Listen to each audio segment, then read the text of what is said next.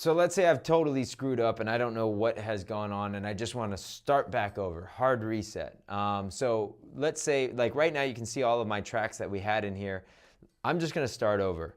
So I'm going to go to Finder. I'm going to find that application, which is Rekord Buddy 2. I'm going to hold Alt or Option, right? I'm going to hold that down. Then I'm going to double click on this. It's going to open up and I'm going to still hold this down. My finger is still on the keyboard. Then hit open, still holding it down.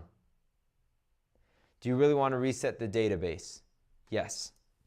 So now, notice none of my tracks are there anymore. I'm back to square one. I can now start over again and re-import my tracks. It happens. Sometimes it happens where something just didn't read right. So the ability to hard reset is a good one. Hopefully that was helpful for all of you going from Serato to Rekordbox. This is a very powerful software as well. And this not only helps when going from Serato going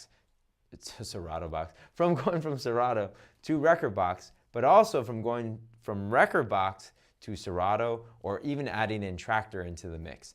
This is just such a great tool to be able to be multi-platform. And we can show you more about that if you are on Rekordbox and you want to do the opposite and now go to Serato. We'll show you that in another video.